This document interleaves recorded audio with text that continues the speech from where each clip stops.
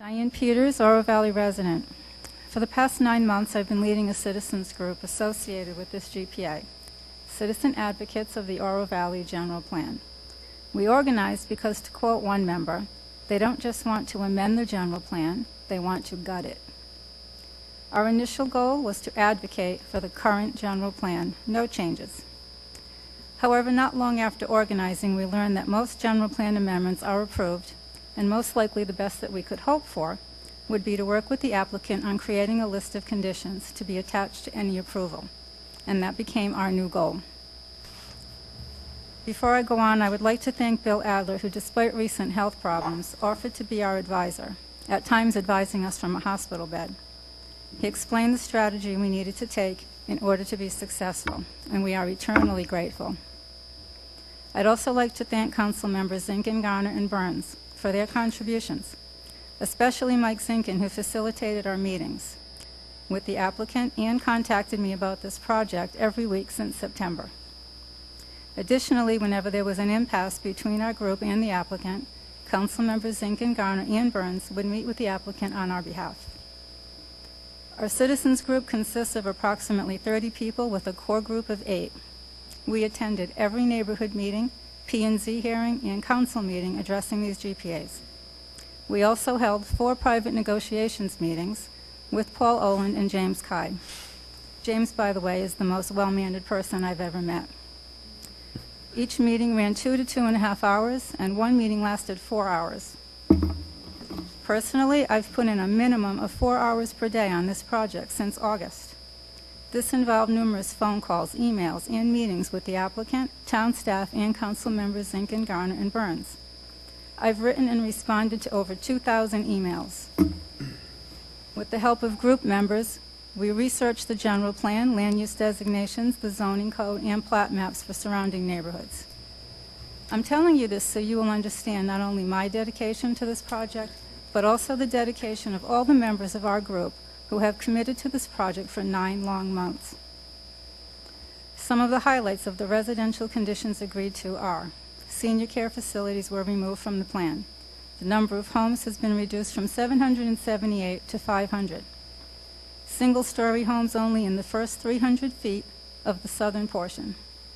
A 200-foot natural buffer on the west side, with single-story homes only in the first 100 feet beyond that.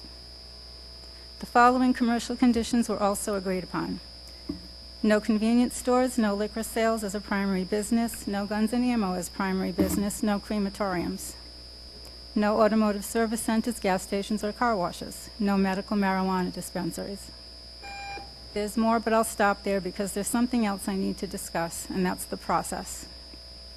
In the first few months after we organized, we were summarily dismissed by both the town and the applicant on numerous occasions. Emails were ignored and our questions were not answered during the neighborhood meetings, even though we submitted our questions in advance. The only concession the applicant made in the first 3 months was to allow only 1-story homes on the western and southern edge of the property. They also removed apartments during that time, but they did that for their benefit, not ours.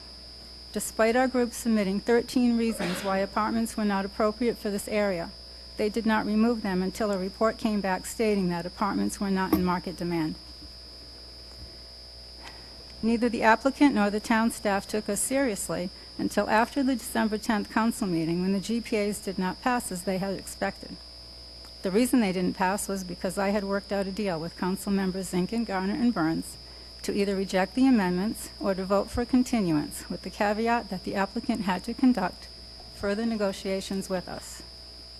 Only then were we taken seriously. We met 4 times since then and created the list of conditions that I stated earlier. However, we still have the following concerns. A paragraph in the staff report states, staff would caution that many of the special area policies have a high likelihood of resulting in unintended consequences, and it is anticipated that amendments to these policies will be necessary over the course of the development of this project.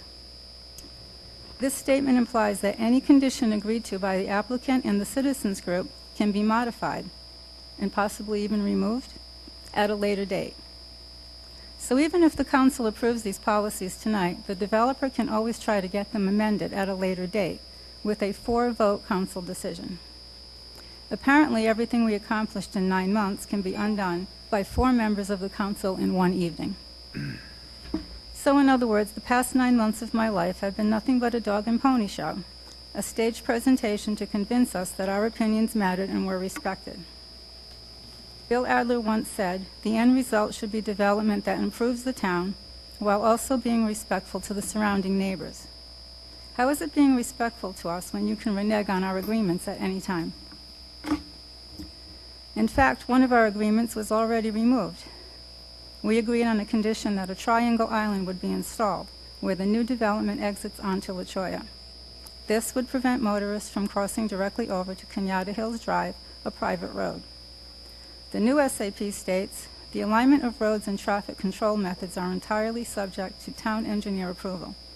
As such, we now have no guarantee that this amendment won't adversely impact a portion of the community, Cañada Hills. And this is one of the general plan criteria that must be met. Councilmember Snyder has often said that the general plan is a guide, it's not law.